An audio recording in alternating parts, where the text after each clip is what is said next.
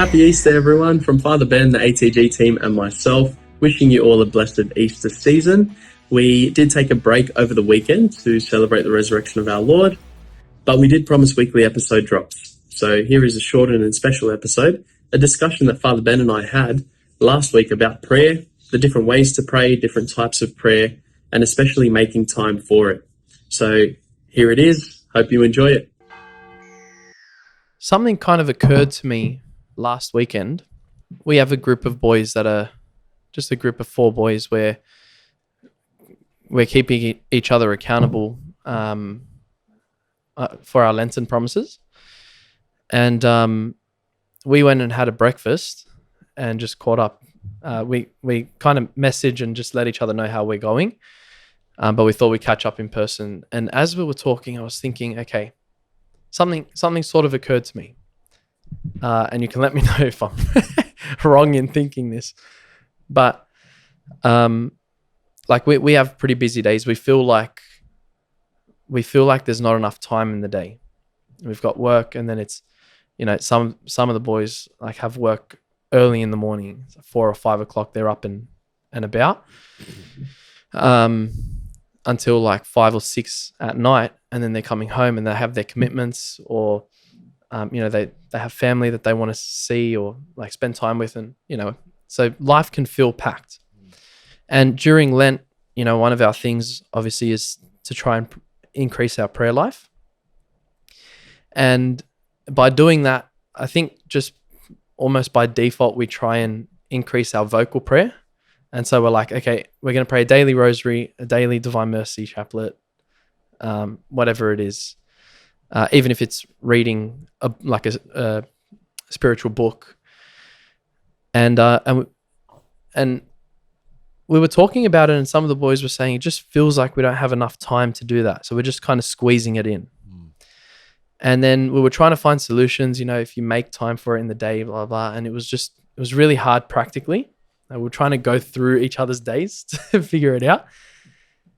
And then this thought occurred to me is, though vocal prayer is really, really beautiful, and the rosary obviously is such a powerful prayer, and I'm not trying to discourage people from praying the rosary, but instead of, like, if things in your life can't change, like work is like a 12-hour day or whatever, 12-hour shifts, and then you've got your commitments after, and it can feel really busy. When you try and add things onto it, like praying a rosary, you start to feel a bit more manic, you start to panic a little bit more and feel like it's too busy. And so I was saying to them, maybe instead of us trying to fit rosaries in, what if in those times where we find we can pray a rosary, we just be silent instead? And so instead of practicing our vocal prayer, we practice like contemplative prayer instead.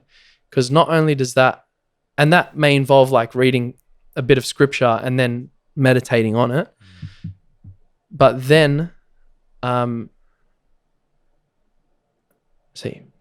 on. Sorry, I just want to make it clear. I'm not saying don't make time in your days for rosaries and things, but it's, if your day is that manic and you feel like it's too much, in contemplative prayer really gives you that time to just stop in the day instead of trying to fit in that vocal prayer. So anyway, then we spoke about Holy Week, and I thought, okay, well, maybe we can make that a focus. Instead of trying to fit the vocal prayer in and feel like we're even more busy, why don't we just slow down and focus more on contemplative prayer and just be silent in those moments? Yep. Rather than pray a rosary. Yep. I agree. I think maybe we've gone one step too far in that if you're trying to find time in your day to pray, or if you've claimed that you don't have time, that's something that needs to be seriously addressed. Yeah. Sorry, got something in my throat. Yeah.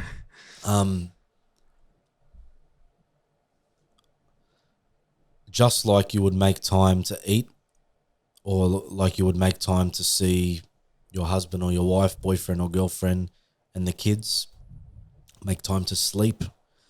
That's the type of effort that needs to be had with prayer. Prayer isn't just an add-on in your life. It needs... Father Larry Richards in America would always say, no Bible, no breakfast, no Bible, no bed. Like, that was his condition. So if you're going to get up, if you're going to sleep through your alarm 10 times on snooze, then you don't have a right to have breakfast if you're not going to pray first. Mm-hmm.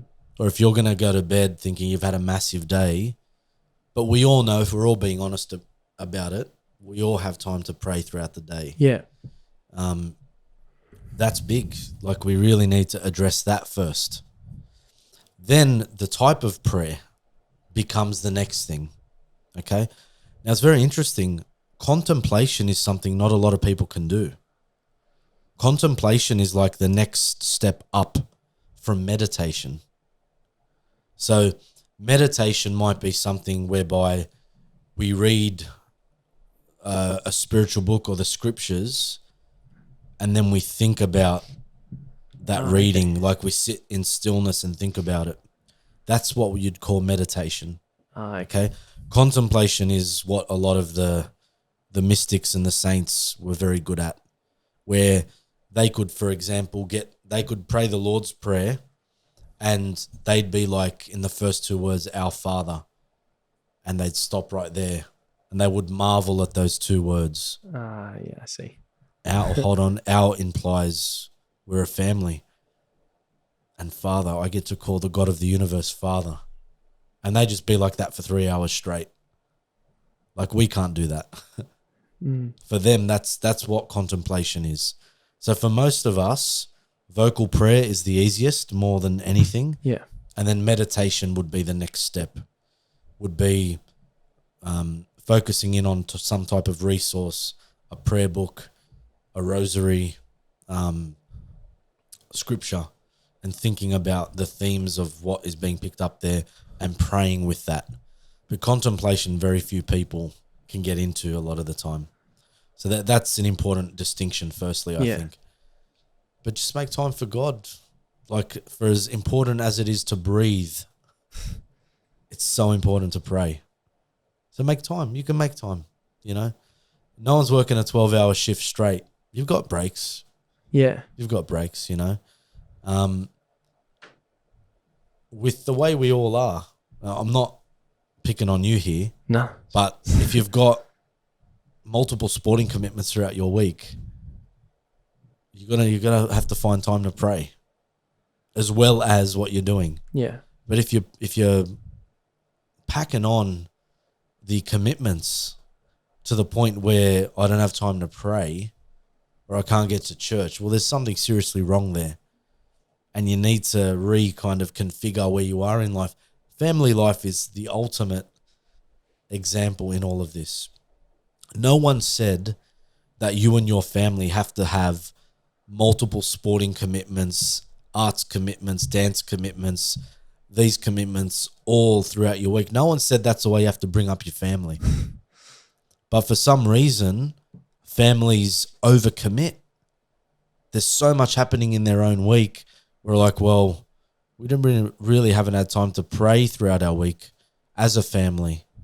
You got to really commit to that and make it as important as footy practice, as important as dance practice. The one time a week that the family maybe even comes together for the rosary or a Bible study, that has to be as important as the footy practice and the dance practice and all that kind of stuff. You can't be then, oh, well, I don't have time. No, you made yourself busy. You've chosen to have these extracurricular things, which are not bad, but if you can't find time for prayer, then there's something wrong. So there needs to be a commitment to prayer. Think about it as an oxygen. If you're not praying, you're not communicating with God. And none of this soft stuff, oh, God will understand, I'm so busy, I pray through my work, you know, like you got to pray. You got to speak to God, okay? And like I said last week, the reason people don't do it is because they're uncomfortable. They don't like the silence. They don't like the stillness. I would rather be busy with 100 other things in my life than to sit down with my own thoughts, my own brokenness, my own sinfulness, and really be vulnerable and give that to God. A lot of people don't like doing that. I find that uncomfortable. But it's our lifeblood. It's our oxygen, spiritual oxygen, speaking to God. If we don't do it, then you're not breathing. If you ain't breathing, you're dead. So it's one of those things that you got to really, when you think about it, I need to prioritize this. I really need to prioritize it. And we can all do it. No one can say, I've got so much more on in life that I can't speak to God. Mm. Like, that's a cop-out, because if you're not going to speak to God now, you won't be speaking to him for eternity. Damn. We gotta make effort. We really have to make effort. And why wouldn't you? Thanks. Why wouldn't you? He loves you. He died for you. He wants to be with you. So make effort. Love him in return. I was just going to ask, I make a commitment every day to pray, but I also feel as well that I'm always in some sort of constant communion with God anyway, as well. That's not really prayer though, is it? Like I feel like I'm in conversation with God. When I'm driving, I'll, discern on things. I will talk to God. That's not me sort of sitting down in silence and in stillness to pray. But is that still prayer in a way? Yeah, it's a type of prayer, yes. Any conversation with God is a type of prayer. Yeah. But, yeah, we do need to be intentional, like it'd be like, a lot of people love this imagery. It'd be like driving and being stuck in traffic and pretending Jesus in the passenger seat. Like, that's my time to pray throughout the day. Okay, but let me then ask you this question. If you weren't stuck in traffic and if you were just at home, would you then be speaking to Jesus in that same manner? Or are you doing it because it's convenient and you're in traffic? Does that make sense? Yeah. Like, it's still beautiful. It's still important. It's prayer.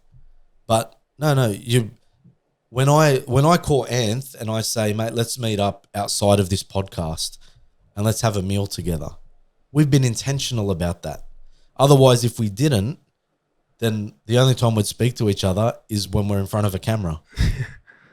Now, that's still good. I love what we're doing, but it's not a genuine friendship if we're not making effort outside of what we've committed to here. That's a great analogy. So we really need to say, okay, God, I'll pray my rosary in my car, or I'll turn the radio off and I'll sit with you and I'll talk to you and I'll discern and I'll think. But am I making a real intentional effort to sit there in silence and make you my priority? Okay, so then if you were making an intentional effort to discern, I do sort of daily discernment. Is that prayer? Where I'm just in stillness and just listening. I'm not asking for anything. I'm not praying for anyone. I'm just listening. Yeah, well, if you're still, Yeah. you can't be still if you're driving. No, this is me sitting outside. Yep. Just That's chilling. prayer. That's prayer. Okay. Yeah, that's prayer. We need that. And the reason you're able to discern is because, yes, you're working on that relationship with God. You've got a rich sacramental life. And so you don't hear a muffled voice when you pray and listen. You can actually hear clearly. This is what a lot of people don't understand, is that sin actually muffles the voice of God. So you can't hear God clearly. You can't say, I hear God. God tells me what to do. But then you're out every weekend getting drunk and you're not going to confession. You're not going to mass on Sundays. I'm sorry, to a person that has that mindset, God is not speaking to you. You think God's speaking to you because that's keeping your conscience at bay, but God isn't speaking to you. You can't have your own relationship with God outside of what God has instructed us to do. And this is you making your own false idol. You're fashioning God in your own image. And you're not worshipping the one true God, who has told us quite clearly through the revelation of his Son how we are to worship. You will keep Sunday holy. Unless you eat my body and drink my blood, you have no life in you. Do this in memorial of me. Do this in memory of me. Exactly. So all of these things are given to us so that we don't go off track. So, yes, you can pray if you're in the car. You can pray if you're at work. But for you to actually say, I'm going to take half an hour right now when I could be doing anything else and sitting down in silence, whether it be in a church or a chapel or in your own backyard at home, just in peace and quiet, saying to God, God, I love you. God, thank you for everything you've done for me.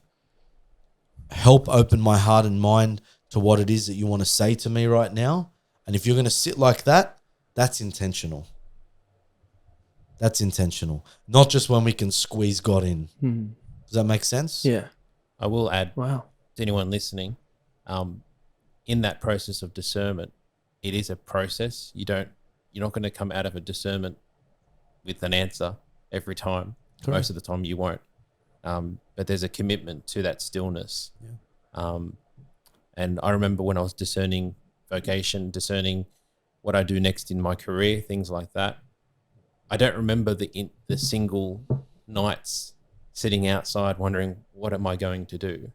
It was as a collective over the course of maybe 6 months, really understanding who I was, where I was at, and what I needed to do next. And I credit 100% of that to that discernment commitment, that intentional discernment. But there was no one single evening where I had some sort of aha moment or revelation. It just grew in me if you're watching a seed, you'll never watch it grow, but in a time lapse, you can see it. You never pinpoint one moment. So yeah, that's right. If you're going into it looking for an immediate answer, then you're not ready for discernment. Yeah. And God's not a genie in a bottle. No. Doesn't happen that way. And thank you for that vulnerability and sharing, because it's so important that we do know that it's not always just going to happen. But it's almost like the spiritual muscles being formed. Unless you commit, which is why we put so much emphasis on routine in the spiritual life. Yeah. There must be routine. If you're just going to pray when you feel like it, there's no routine in that. And there's potential for missing out on prayer. Yeah. Missing out on prayer time and like really intentional time. But if you say, I'm going to get up at 6 a.m. every morning and I'm going to spend that first half an hour in prayer until 6:30, that's intentional. That becomes habitual. And that becomes your prayer time. Can I add to that? Sorry, again. I actually attempted to make that commitment in the mornings, but it wasn't working for me because I just had too many things I just wasn't at that point where I could clear my calendar, in my mind anyway. And it wasn't that discernment wasn't working. It wasn't working in that period. And I had that thought process. Well, I just need to try it at a different time when I can be intentional. And so even for me, it didn't work at the start. I just had to shift it to a different time, but I still made that intentional commitment. And I will say, a friend of mine right now is really struggling with their job. And I said, this person said to me, I just said, good luck with everything today. So I didn't say that. She said, I need luck. Luck is what I need. And I said, no, you need prayer. And then she said, well, I don't know what to pray for. And I said, it sounds like you need to discern then, because the discernment almost for me, in my advice to her was that it's if you don't know what you're praying for, then you need to go into a discernment. You need to listen, which is just a lot of people go into that prayer asking for a list of things. But for her, for choosing what for her to know what she needs to do next, she just actually needs to sit in stillness. When you use that word multiple times, for those that don't know what this word is, discernment is opening up your heart to weigh up all of the options, to weigh up the good, the bad, the potential, and asking God to give you guidance and light in those areas. And sometimes, as you've said, Anthony, rightfully so, you're not always going to get an answer. But the heart and mind need to be open to where God is calling you to.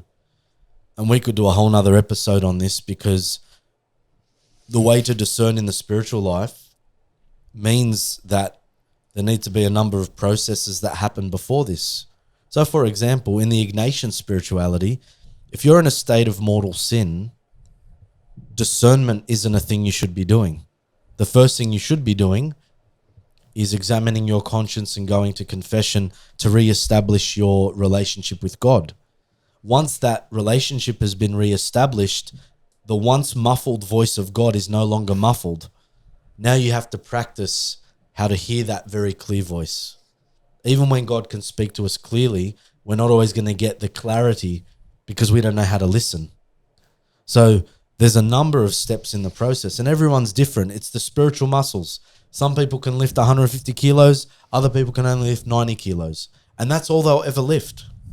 But it doesn't mean one is better than the other. It just means we have to get a lot more open and vulnerable about the way God is giving us his grace to cooperate with. It's a very important thing. So on this discussion on prayer, everyone is different. There's not one particular shoe size that fits all. You do have to figure it out, but at the same time, you need to be mindful that you can't just figure it out on your own and say, this is what God wants, when you're not living in accordance with what God wants. Okay? People do that a lot. We do it to flatter ourselves. We do it to make ourselves feel comfortable about the type of lifestyle we're living. That's always the first thing is, okay, am I living a life in accordance with what God wants? And it's very clear in the scriptures, the way to know what God wants is to listen to his commandments. It's just to listen. Listen, wrestle with them if you don't agree with them, but have an open mind and an open heart, and then go forward from that. That's what's key. Outside of that, you can call it whatever you want, but it isn't. So very, very specific. It's not supposed to be hard, but we need to persevere. Well, just to clarify with what I was telling my friend, I'm not saying that discernment is step one in a two-step process to prayer. It's that she doesn't know what's in her heart right now. And so my thought was that going into a state of, committing to some sort of intentional discernment so she can listen is the right way to go. And in the words of Chris Stefanik, your mind is like a bad neighborhood. Never go in there on your own. Yeah. And so sometimes if we don't know how, it's always important to reach out. And it seems as though she has a good friend in you that she can talk to about things like this. But discernment on your own when things are a little bit confusing is always a bad idea. Weigh it all up, think about it, but you've got to invite God into the conversation and speak to a trusted priest, nun, wise person, someone living their faith that can not take over and tell you what to do, but just be able to accompany you on that journey.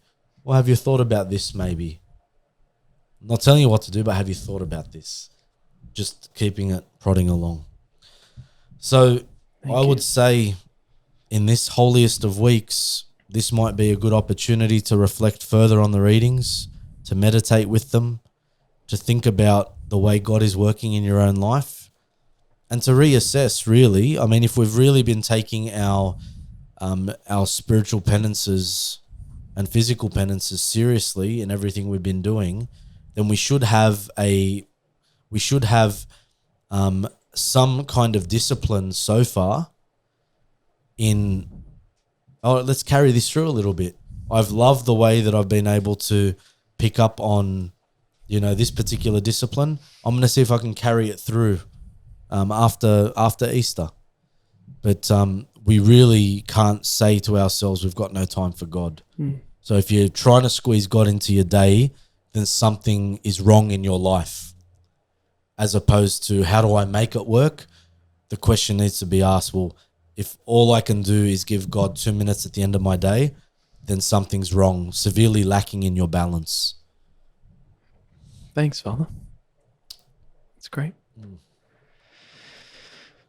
Well, to bring it back to the Triduum, or the Holy Thursday, Good Friday, in particular, and Easter, I have come to learn, especially from my friends from school.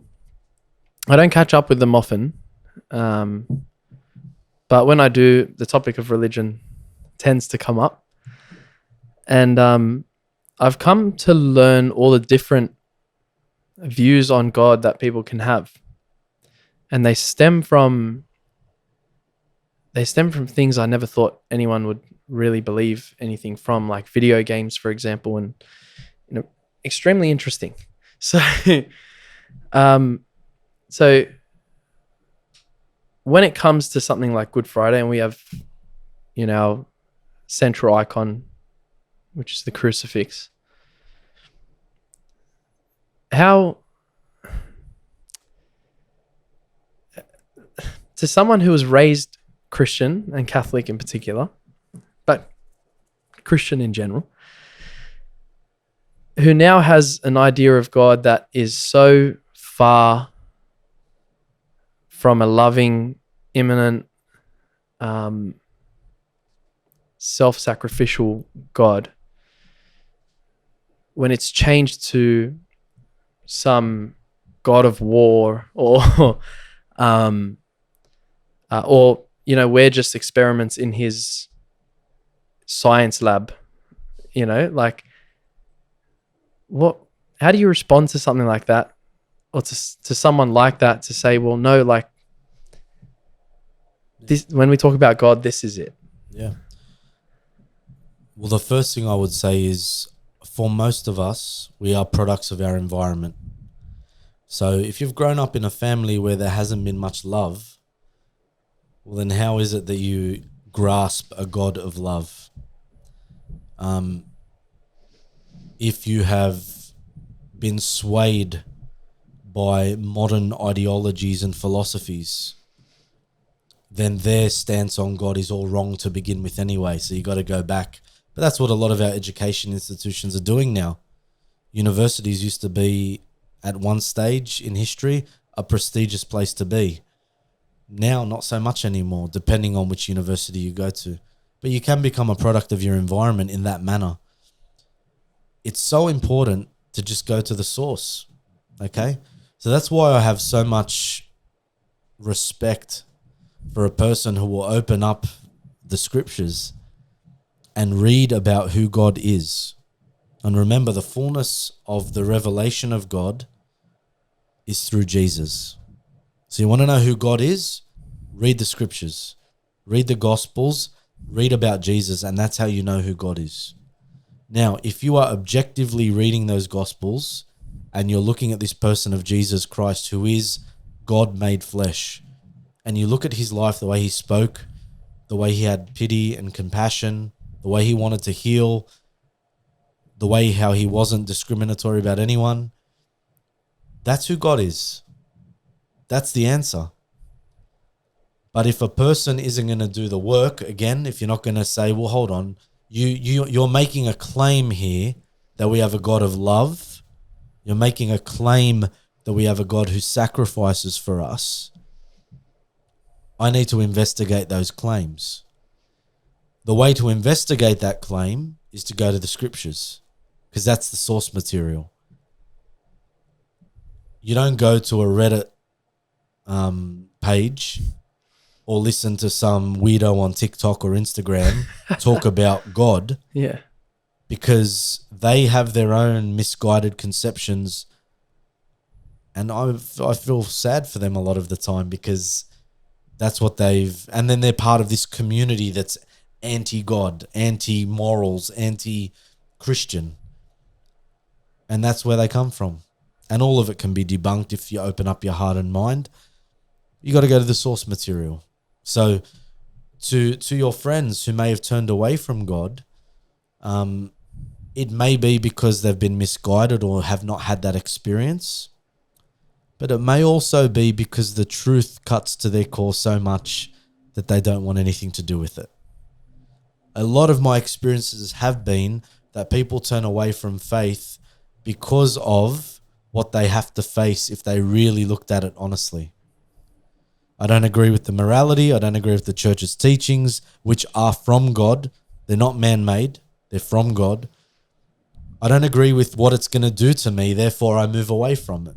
I would rather proclaim a health and wealth gospel than I would look at a man die for me on a cross. I'd rather the good stuff than the challenging stuff.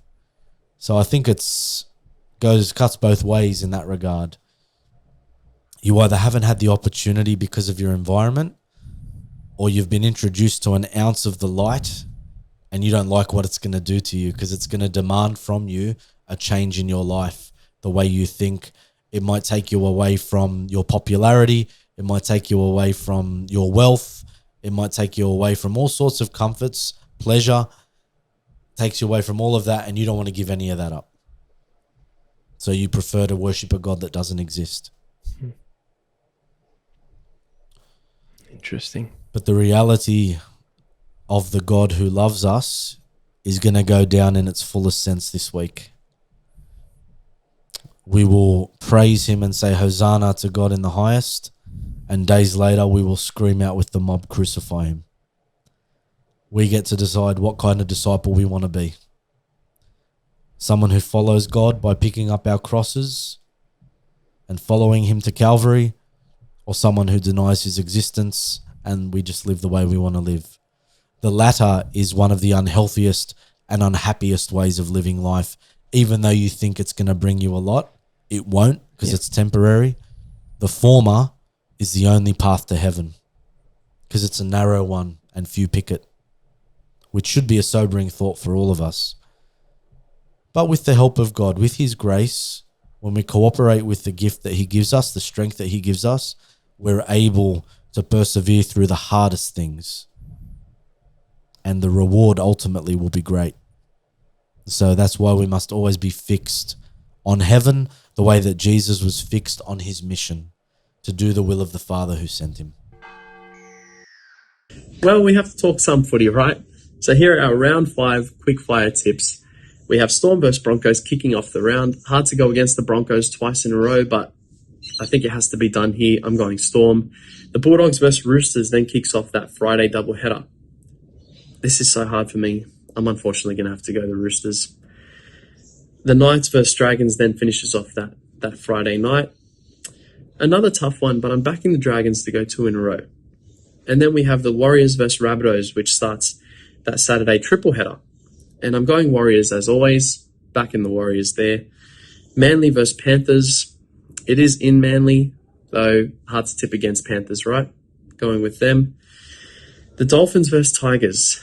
This is a tough one. I think I'm going to back, from what I saw from the Tigers last week, I'm backing them to go 3 in a row. Not sure about that one. Then we have the Cowboys versus the Titans.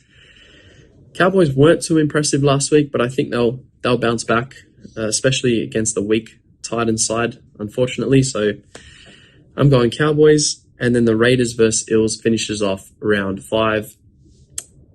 The Raiders let me down last week. I'm going to go with them one more time and hope they have my back. So Raiders to beat the Eels to finish off round 5, and Sharks have the bye. Let's see how we go.